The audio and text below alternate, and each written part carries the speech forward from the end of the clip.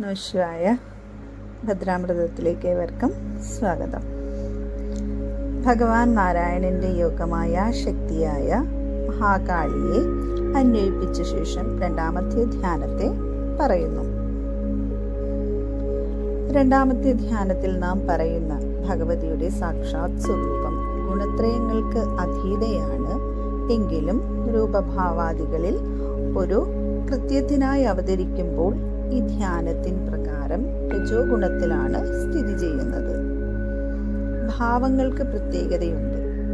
ഒരു മൂർത്തിയുടെ ഭാവങ്ങളെയാണ് നാം പൂജിക്കുന്നത്. അതായത് സീതാരാമം എന്ന ഭാവം എടുത്താൽ കല്യാണ ഭാവമാണ്. അവിടെ രാമൻ വനവാസിയല്ല. അപ്പോൾ രാജകല്യാണ മൂർത്തിയാണ്. അതേസമയം രാമന്റെ തന്നെ ഖരാന്തക പൂജയിലേക്ക് വരുമ്പോൾ രാമം, ഖൽക്കം, ത്രിശൂലം എന്ന ധ്യാനത്തിൽ ആയുധങ്ങളോടുകൂടിയാണ് പൂജിക്കേണ്ടത്. അതായത് വ്യക്തിയല്ല, ഭാവത്തെയാണ്. സീതാപതിയാകുമ്പോൾ ശാന്തഭാവവും എന്നാൽ ഖരാന്തകനാകുമ്പോൾ രൗദ്രഭാവവുമാണ്. ഇവിടെ ഭഗവതിയുടെ ധ്യാനത്തിൽ അപ്പോൾ വെട്ടിയെടുത്ത ശിരസ് അസുരശക്തി നിഗ്രഹം നടത്തുന്ന ഭാവത്തിലാണ് കാളിയെ ധ്യാനിക്കേണ്ടത്. ഇവിടെയുള്ള ആസുരിക ശക്തി നമ്മുടെ തന്നെ പ്രകൃതിയുടെ അഹങ്കാരമാണ്. ഞാൻ, എന്റേത് എന്നുള്ള ഭാവം, അതിൽ നിന്നും ഉണ്ടാകുന്ന അഷ്ടരാഗപാശങ്ങൾ, ഇതൊക്കെ തന്നെ ആസുരിക ശക്തികളായി കരുതണം. എന്റേതെന്നുള്ള സ്വാർത്ഥതയിലാണ് ബാക്കി എല്ലാ ദുഃഖങ്ങളും കടന്നു വരുന്നത്. ആ ശിരസിനെ ഇല്ലാതാക്കലാണ് അസുര സംഹാരം. ദേഷ്യം വരുമ്പോൾ ബുദ്ധിക്ക് പ്രവർത്തിക്കാൻ പ്രയാസമാണ്. അതാണ് ദേഷ്യത്തോടെ ഇരിക്കുമ്പോൾ ഒരു തീരുമാനവും എടുക്കരുതെന്ന് പറയാറുള്ളത്. കാരണം ആ സമയത്ത് സംഹാരം എന്ന ഭാവമേ നിഴലിക്കൂ. പഞ്ചഭൂതാത്മകമായ പ്രകൃതിയിൽ സത്വരജ തമോ ഗുണങ്ങളിൽ ഭാസിക്കുന്ന പ്രകൃതിയിൽ ദേവതാത്മാ ചൈതന്യങ്ങൾക്ക് ഗുണങ്ങളേറിയും കുറഞ്ഞും ഇരിക്കും.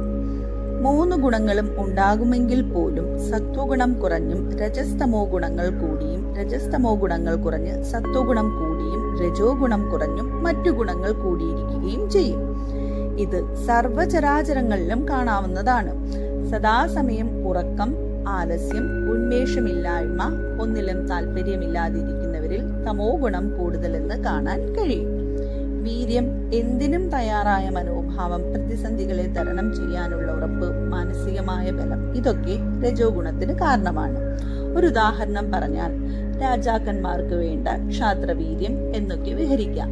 ശാന്തി, ദയ, ക്ഷമ, അനുകമ്പ, ശാന്തി മൂലമുള്ള നമുക്കുള്ളതിൽ തൃപ്തി അഥവാ മതി എന്ന അവസ്ഥ, എന്തിലും സദ്ബുദ്ധി മാത്രം ദർശിക്കുന്ന അവസ്ഥ, ഇതെല്ലാം സത്വഗുണമാണ്. അതുകൊണ്ട് തന്നെ ഭഗവാനെ ശുദ്ധ സത്വ പ്രധാന സ്വരൂപൻ എന്നും വിളിക്കാറുണ്ട്. ഈ ഗുണങ്ങൾ എല്ലാവരിലും ഏറിയും കുറഞ്ഞുമൊക്കെ ഇരിക്കുന്നു. പെട്ടെന്നൊന്നും ഒരാളിൽ ഈ ഗുണം കൂടിയിരിക്കുന്നു എന്നൊന്നും പെട്ടെന്ന് മനസ്സിലാക്കാൻ കഴിഞ്ഞെന്ന് വരില്ല. ഭക്ഷണ രീതിയെ സംബന്ധിച്ച് ഒരാൾ സാത്വികമോ ഗുണവിഭാഗമോ എന്ന് തീർച്ചപ്പെടുത്താൻ ഒരിക്കലും കഴിയില്ല. ജന്മാന്തരങ്ങൾ കഴിഞ്ഞാണ് ഒരു ജീവൻ ഉരുവാകുന്നത്. അതിനാൽ ഇന്നത്തെ ഭക്ഷണം നാളത്തെ നിങ്ങളുടെ ഗുണത്രയത്തെ അതനുസരിച്ച് പോഷിപ്പിക്കും എന്നല്ലാതെ ഗുണത്രയങ്ങളെ വിവേചിക്കുക സാധ്യമല്ല. കാളിയാമത്തിൽ അനുഷ്ഠിക്കുന്ന സാധനകൾ ആധ്യാത്മികമായി രാഗപാശങ്ങളെ ഖണ്ഡിക്കുവാൻ ചെയ്യാറുണ്ട്. ദക്ഷിണേശ്വരിലെ ശ്രീരാമകൃഷ്ണദേവനും അത്തരം ധ്യാന സാധനകൾ അനുഷ്ഠിച്ചിരുന്നു. എന്നാൽ തന്നെയും ലൗകിക വ്യവഹാരത്തിൽ അഥവാ നമ്മുടെ സാധാരണ ജീവിതത്തിലേക്ക് കടന്നു വരുമ്പോൾ ബാഹ്യമായ അസുര നിഗ്രഹവുമായി ബന്ധപ്പെടുത്തി തന്നെയാണ് കാളിയെ ഉപാസിക്കുന്നത്. ഒരു ഉദാഹരണം പറഞ്ഞാൽ കേരളവർമ്മ പഴശ്ശിരാജ യുദ്ധജയത്തിനായിക്കൊണ്ട് ശ്രീ രാജരാജേശ്വരിയായ മൃദംഗശൈലേശ്വരി ശ്രീ ശ്രീ രാജശ്യാമളാദേവിയെ പോർക്കലി ഭദ്രാ സങ്കല്പത്തിൽ ഉപാസിച്ചത്.